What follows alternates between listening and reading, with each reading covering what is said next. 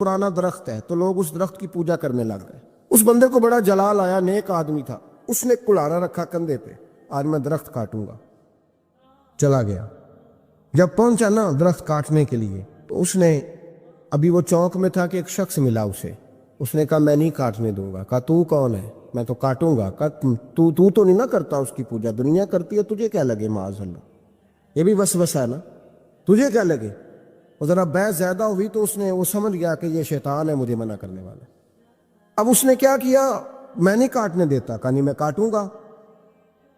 بار بار دل سے خیال آتا کہ یہ شیطان لگتا ہے، لیکن وہ انسانی شکل میں تھا، بات واضح نہ ہو سکی.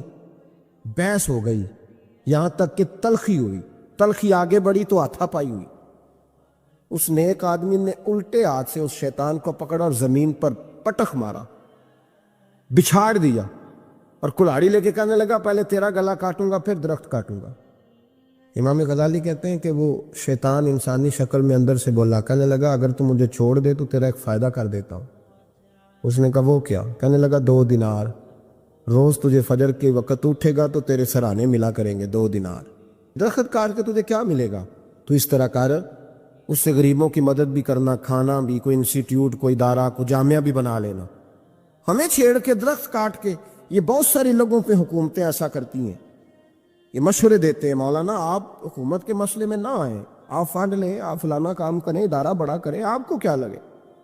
اور یہ بھی ایک ترتیب ہوتی ہے. آپ اور بہت سارے لوگ مشورہ دیتے ہیں جی ٹھیک ہے دین کا کام زیادہ ہوگا، ادارے زیادہ بنیں گے، بچے زیادہ پڑھیں گے، لیکن دین کا مزاج یہ ہے کہ جو غلط بات کرے اسے روکا بھی جائے اور ٹوکا بھی جائے، اسے سمجھایا بھی جائے. یہ مزاج ہے دین. اس بندے کے اندر لالچ بیدار ہوگا. اس نے کہا بات تو ٹھیک ہے، اور پھر اندر نیا وسوسہ آیا کہ درخت کاٹ دوں گا تو بندے کل کسی اور کو پوجنے لگ جائیں گے، تو پیسوں کا فائدہ، غریبوں کی مدد ہوگی، فلاں نیکی ہوگی، فلاں خیر ہوگا، فلاں ویلفیئر ایسوسیشن بن جائے گی. گھر جا کے واپس چلا گیا، چھوڑ دیا، درخت کاٹنے کا ارادہ ختم. واپس گیا نا گھر، رات کو سویا، سویرے اٹھا تو 2 دینار پڑے تھے. بڑا راضی ہوا، کچھ کھایا، کچھ کھلایا، کچھ رکھا، کچھ بانٹا. اگلے دن پھر اٹھا تو پھر 2 دینار پڑے تھے. کچھ کھایا، کچھ کھلایا، کچھ بانٹا، کچھ لوگوں میں تقسیم کیا. 5-6 دن تو پیسے آتے رہے. 7ویں دن اٹھا تو کوئی شے نہیں تھی. 8ویں دن پھر کوئی نہیں تھی. 9ویں دن پھر کوئی شے نہیں. اب پھر کلاڑا اٹھا لیا، میں درخت کاٹوں گا. پھر چوک میں گیا، پھر شیطان انسانی شکل میں. اب پھر گفتگو ہوئی، میں کاٹوں گا. اس نے کہا اب نہیں تو کاٹ سکتا. میں لڑوں گا. کہا تو اب لڑ بھی نہیں سکتا. اب جب گتھم گتھا ہوئے، ہاتھا پائی ہوئے، جھگڑا ہوا تو شیطان نے پکڑ کے نہ الٹے ہاتھ سے زمین پہ دے مارا. 2-3 تھپڑ اس شخص کے ہاتھ پہ دیے، کلاڑا چھین، چل دوڑ جا. اب وہ کہنے لگا سچ بتا تو ہے کون؟ کہنے لگا میں شیطان ہوں. تو کہا ابھی 1 ہفتہ پہلے میں نے تجھے بچھاڑ دیا تھا، آج تو طاقت کہاں سے لایا؟ اس نے کہا میری طاقت اتنی ہے، تیری ختم ہو گئی ہے. میرے اندر قوت اتنی ہے، تیرے اندر ختم ہو گئی. کہا کیوں؟ تو شیطان کہنے لگا جب تو 1 ہفتہ پہلے آیا تھا تو رضا الہی کے لیے آیا تھا، آج تو اس لیے آیا ہے، اس لیے آج تو آیا ہے کہ تجھے 2 دینار نہیں ملے. آج تیری جنگ دیناروں کی ہے، آج تیرا رٹا دیناروں کا امت مسلمہ کے ساتھ. اس لیے خدائی طاقتیں معاذ اللہ روٹھ گئی ہیں کہ ان کا رٹا دیناروں کا ہے، ان کا جھگڑا دیناروں کا ہے.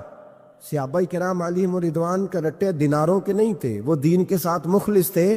تو جس میدان میں نعرہ لگاتے تھے اللہ کی مدد ان کے شامل حال ہو جاتی. انہیں کہیں پسپائی نظر. میرے جیسے خطیب روزانہ تقریریں کرتے، سالوں بیت گئے، انقلاب نہیں. کیوں؟ اس لیے کہ رٹا جب تک ذات کا ہوتا ہے انقلاب نہیں آتا. جب ذات الہی اور رضا الہی سامنے ہوتی ہے پھر اس میں اخلاص ہوتا ہے تو پھر اس کی تاثیر ہوتی ہے، پھر اثر بن کے جملے دلوں میں اتر ہے. اس لیے حضور نے فرمایا ہے کہ اللہ نہ تمہاری جیب دیکھتا ہے نہ چہرہ دیکھتا ہے، وَلَٰكِن يَنْظُرُ إِلَىٰ قُلُوبِكُمْ. وہ جب دیکھتا ہے تمہارے دل دیکھتا ہے. جب انسان راضی بالرضا رہنے لگتا ہے نا، پھر وہ ہر روز نماز پڑھ کے تکلیف نہیں اسے ہوتی. پھر روز درود شریف پڑھ کے وہ یہ نہیں کہتا کہ چلو 2-4 چھٹیاں بھی کر لو. پھر روزانہ تلاوت کر کے اسے کہیں دقت محسوس نہیں ہوتی، چونکہ اب وہ چاہتا ہے کہ جس حال میں میرا رب رسول مجھے رکھیں گے، جو حکم دیں گے، میں نے اس سے کوئی تنگی محسوس نہیں کرنی، میں نے اس کے مطابق چلنا. اور قرآن مجید نے ایک نیا انداز اختیار کیا سورہ مائدہ کے اندر، اس کی آیت نمبر 119 ہے۔ اللہ کریم نے فرمایا رضی اللہ عنہم ورضوا عنہ، صحابہ کی بات ہو رہی ہے، فرمایا وہ اللہ سے راضی ہے اور اللہ ان سے راضی ہے۔ حضرت سیدنا موسیٰ علیہ السلام نے عرض کی کوہ طور پہ جا کے، مولا میری قوم پوچھتی ہے کہ کوئی ایسا کام بتا جو ہم کریں تو ہم سے راضی ہو جائے۔ حضرت موسیٰ کی قوم کا خیال تھا کہ تہجد کا حکم آئے گا تو پڑھیں گے، صدقات کا حکم آئے گا تو دیں گے، جہاد کی بات ہوگی تو کریں گے۔ کچھ جو نیک لوگ تھے ان میں سے انہوں نے یہ پیغام دیا کہ مالک ہمیں بتائے کہ وہ کس کام پہ راضی ہوتا ہے، ہم وہ کام کریں تاکہ اللہ ہم سے راضی ہو جائے۔ حضرت موسیٰ کلیم کہتے ہیں میں نے عرض کی مولا میری قوم پوچھتی ہے کہ کون سا ایسا کام کریں کہ تو راضی ہو جائے، تو رب کریم نے ارشاد فرمایا موسیٰ کہتے میرا خیال تھا کوئی لسٹ ملے گی، لیکن مالک نے ایک جملہ کہا، ایک جملہ، اور تفسیروں کے دریا بہا دیے۔ عرش کے مالک نے فرمایا موسیٰ ان سے کہو جا کے کہ وہ مجھ سے راضی ہو جائے، میں ان سے راضی ہو جاؤں گا، مجھ سے راضی ہو جائے۔ بندے اللہ سے راضی ہی نہیں راضی ہوتے۔ امام غزالی سے کسی نے پوچھا تھا، امام غزالی سے، کہ حضور اللہ کا بندے سے راضی ہونا کمال ہے یا بندے کا اللہ سے راضی ہونا کمال ہے؟ تو امام غزالی مسکرائے، فرمانے لگے رب تو بڑا ہی مہربان ہے، وہ تو بڑی جلدی راضی ہو جاتا ہے۔ وہ تو مسجد میں آ کے توبہ کرے تو اللہ راضی، کسی یتیم کے سر پہ ہاتھ پھیرو تو اللہ راضی، وہ تو کسی اندھے کو رستہ دکھایا تو اللہ راضی ہو گیا، وہ تو طوائف نے کتے کو پانی پلایا تو اللہ۔ امام صاحب فرمانے لگے یہ بندہ ہے جو اللہ سے راضی نہیں ہوتا، جس کے پاس اولاد نہیں وہ کہتا ہے چلو ایک بیٹی مل جائے تو میں راضی ہوں، بیٹی مل گئی تو کہتا اب ایک بیٹا بھی ملے تو پھر راضی ہوں، پھر کہتا ہے یہ دونوں اچھی تعلیم حاصل کر لیں تو پھر میں راضی ہوں، پھر کہتا ہے یہ بہت زیادہ پیسے کمائے تو پھر میں راضی ہوں۔ بہرحال راضی ہوتا، لیکن جو راضی ہو جاتا ہے نا، اللہ اکبر، جو اللہ سے راضی سکھی بڑا رہتا ہے، سکون میں بڑا رہتا ہے، مطمئن بڑا رہتا ہے، جو سمجھ لیتا ہے نا کہ جو میرے رب نے بہتر سمجھا وہ میرے اللہ نے مجھے۔ میں کبھی کبھی سوچتا ہوں کہ یار حضرت بلال حبشی نے کوئی عہدہ نہیں مانگا ساری زندگی، انہوں نے نہیں کہا مجھے بھی ایک صوبے کا گورنر بناؤ میری بھی خدمات ہے، مجھے بھی وزیر خزانہ بناؤ میرا بھی کچھ بنتا ہے۔ ایک دفعہ نہیں کہا سیدنا بلال حبشی رضی اللہ تعالیٰ عنہ نے کہ میری بھی کوئی ڈیوٹی ایسی ہونی چاہیے کہ مجھے چلو سپہ سالار ہی بنا دیا جائے۔ ساری زندگی مسجد میں جھاڑو دیا تو اسی پہ راضی رہے، ساری زندگی محبوب کے مہمانوں کا لنگر پکایا تو اسی پہ راضی رہے، ساری زندگی میرے محبوب علیہ السلام کے بچوں کی نوکری کی تو اسی پہ راضی رہے، راضی بالرضا رہے۔ حدیث پاک سنیے، نبی پاک علیہ السلام نے ایک دن صحابہ سے پوچھا کہ تم کیا سمجھتے ہو اپنے دل کو، جب پوچھتے ہو دل پہ توجہ کرتے ہو تو کیا جانتے ہو؟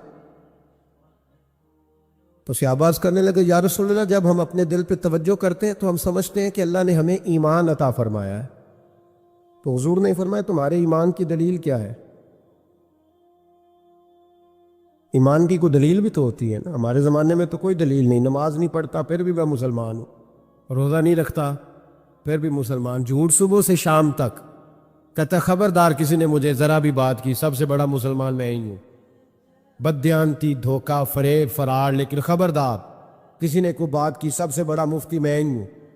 جرم سارے پائے جاتے، دلیل کیا ہے بھائی؟ اگر دیکھیں نا، اگر درخت ہے تو دلیل یہ ہے کہ پھل بھی ہے، شاخیں بھی ہیں، لیکن تو صاحب ایمان ہے تو دلیل کیا ہے؟ تو نبی پاک صلی اللہ علیہ وسلم نے صحابہ سے پوچھا کہ تم ایماندار ہو تو دلیل دو۔ تو بڑے خوبصورت تھے میرے محبوب کے تیار کردہ لوگ، عرض کرنے لگے یا رسول اللہ ایمان کی دلیل یہ ہے کہ اگر اللہ ہمیں نعمت دیتا ہے تو ہم شکر ادا کرتے ہیں، اگر کبھی مصیبت آتی ہے تو ہم صبر کرتے ہیں، اور یا رسول اللہ ہم اپنے رب کے ہر فیصلے پر راضی رہتے، ہم اپنے اللہ کے ہر فیصلے پر۔ اب حضور نے رزلٹ کا اعلان کیا تو میرے محبوب فرمانے لگے پھر سنو میں گواہی دیتا ہوں واقعی اللہ نے تمہیں دولت ایمان عطا فرمائی ہوئی، پھر واقعی اللہ نے تمہیں دولت ہے، اگر تم اپنے رب پر راضی ہو، اگر تم راضی ہو اس کام پر جس پہ اللہ نے تمہیں رکھا ہوا ہے، اگر تمہیں کسی کو دیکھ کر تکلیف نہیں ہوتی، اگر تم نہ حسد میں جلتے ہو، نہ بغض میں، نہ کینے میں، نہ تکبر میں، نہ احساس کمتری کا شکار ہوتے، اگر تم راضی رہتے ہو کہ میرے مالک نے بہترین زندگی مجھے دی، پھر اس کا مطلب یہ ہے کہ تم صاحب ایمان ہو۔ ہمارے زمانے میں لوگوں کی وہ تکلیفیں، صبر نہیں ہے، سکون نہیں ہے، بے چینی سی ہے، بے قراری سی ہے، معاشرے میں ایک عجیب سی ہلچل ہے۔ ہر آدمی سمجھتا ہے کہ وہ سامنے والا جو شخص ہے نا وہ بڑا سکھی ہے اور میں بڑی تکلیف میں ہوں۔ میں رات اپنے پیر بھائیوں کو سمجھا رہا تھا، میں کہہ رہا تھا یاد رکھنا جس آدمی کا عہدہ بڑا ہوتا ہے نا اس کا زخم بھی بڑا گہرا ہوتا ہے، اس کا زخم بھی بڑا۔ ہاں وہ کسی شاعر نے، شعر اردو کا ہے اور تھوڑا وکیع تھا شاعر بھی، تو بات بھی اس کی تھوڑی وکیع ہے، چلیں آپ سیانے لوگ ہیں آپ کی سمجھ میں آ ہی جائے گی۔ اس نے کہا تھا کہ ہجوم غم میں بھی توہین ضبط غم نہ ہوئی، ہجوم غم میں بھی توہین ضبط غم نہ ہوئی، ہم اس احتیاط سے روئے کہ آنکھ نم نہ ہوئی۔ لوگوں کو نہیں پتہ چلا کہ ہم رو رہے ہیں، ہم نے واہ اللہ کر کے دنیا، ہم اس احتیاط سے روئے کہ ہماری آنکھ نم نہ ہوئی۔ ہم نے واہ اللہ کر کے نہیں بتایا کہ بڑی دقت میں، ہم نے اپنے آپ کو محفوظ رکھا، ضبط میں رکھا، حوصلے میں رکھا، اللہ کی رضا پہ راضی رہے، اپنے آپ کو اپنے رب کی رضا پر۔ میرے نبی پاک صلی اللہ تعالی علیہ وسلم نے فرمایا کہ قیامت کے دن میری امت کا ایک گروہ ایسا ہوگا جسے اللہ تبارک و تعالیٰ اس طرح جنت میں پہنچا دے گا جیسے کوئی بندہ اڑ کے جنت میں چلا جاتا ہے۔ وہ جب جنت میں پہنچیں گے نا تو فرشتے ان سے پوچھیں گے تم نے حساب دیا؟ کہیں گے ہمیں تو پتہ ہی نہیں حساب کیا ہے۔ پل سے رات سے گزرے، کہیں گے خبر ہی نہیں پل سے رات کہاں ہے، تو یہاں کیسے آ گئے؟ کہیں گے اللہ کے فضل سے، اللہ کے فضل سے۔ تو کہا بتاؤ تو صحیح تمہاری نیکی کیا تھی؟ تو کہیں گے دو باتیں تھیں، ایک تو ہم اللہ کے حلال کو حلال جانتے تھے، رب کے حرام کو حرام جانتے تھے، اور دوسرا یہ تھا کہ ہم اللہ کے ہر فیصلے پہ راضی رہتے تھے، اللہ کے ہر فیصلے پہ۔ تو جو رب کریم کی رضا پہ راضی رہے پھر اسے کسی حساب کتاب کا سامنا نہیں کرنا پڑے گا، پھر اسے پل سے رات کی دشوار گزار گھاٹیوں کا سامنا نہیں کرنا پڑے گا۔ شرط یہ ہے کہ وہ اللہ کی رضا پہ راضی رہے، وہ اللہ کے فیصلے کو بصیر و چشم مانے، وہ عاجزی اور انکساری کے ساتھ گردن جھکا دے، اپنے مالک کے فیصلوں پر جھکا دے۔ اللہ نے حضرت ابراہیم کو اولاد نہیں دی، پھر زمانے کے بعد دی، پھر دینے کے بعد کہا کہ جاؤ وادی غیر ذی زرع ان میں چھوڑ کے آؤ۔ سخت گرمیاں ہو جائے تو لوگ بچوں کو سکول نہیں بھیجتے، چھٹیوں کا اعلان ہو جاتا ہے، لیکن حضرت ابراہیم چھوڑ آئے بچہ۔ اور بچہ، ایک تو بچہ اللہ تعالیٰ روٹین میں دیتا ہے تو اس کی قدر و منزلت اور ہوتی ہے، اور ایک بندہ بڑی دعاؤں التجاؤ خواہشات کے بعد لیتا ہے، اس کی قدر و منزلت۔ وہ بچہ جو بڑی دعاؤں کے بعد لیا، کہا چھوڑ آؤ، کوئی کھانا نہیں، پانی نہیں، دانا نہیں، حضرت ابراہیم چھوڑ آئے۔ 13 سال اکٹھے رہنے کی اجازت نہ ملی، اور جب اجازت ملی تو کہا اب چھری اٹھاؤ اور بیٹے کی گردن پہ چلا دو۔ آپ اس کو آسان کام سمجھتے ہیں؟ اتنی تسلیم و رضا، ہر فیصلے پہ راضی ہونا، ہر فیصلے پہ۔ یہاں ہمارا حال یہ ہے کہ 2 منٹ کے لیے تکلیف آتی ہے تو لوگ واہ ویلا کرتے، شور بچاتے، کفر بولتے۔ ہر آدمی آپ اس کو ٹٹول کے دیکھے تو کہتا ہے سب سے تکلیف میں ہی ہوں۔ کس سولی پہ لٹکے ہوئے ہم؟ آخر کون سا معاشرے کا ایسا دکھ ہے جو صرف ہمارے پاس ہی آ گیا؟ ہر آدمی کہتا ہے مجھے نہ چھیڑنا، سب سے زیادہ غمگین میں ہی ہوں۔ بھائی بتا تو صحیح نا کہ آخر کون سی ایسی چیز ہے جو مالک نے تجھے عطا نہیں فرمائی؟ لیکن ہماری آزمائشیں ہیں، ہمارے جملے ہیں، ہماری گفتگو ہے کہ ان سے شکوہ چھلکتا، ان سے شکایتیں ٹوٹ ٹوٹ کے نیچے گرتی ہیں۔ ہم یہ سوچتے ہی نہیں کہ ہمیں نہیں پتا ہمارے حق میں بہتر کیا ہے، ہمارے رب کو پتا ہے کہ ہمارے حق میں بہتر کیا ہے۔ اس لیے لوگ شکایت نہیں کرتے تھے، آج ہر بات پر شکایت ہے، ہر بات پر لوگ شکوہ کرتے ہیں، اور ہر بات پر لوگ اللہ تبارک و تعالیٰ کی بارگاہ ناز کے نافرمان بنتے ہیں۔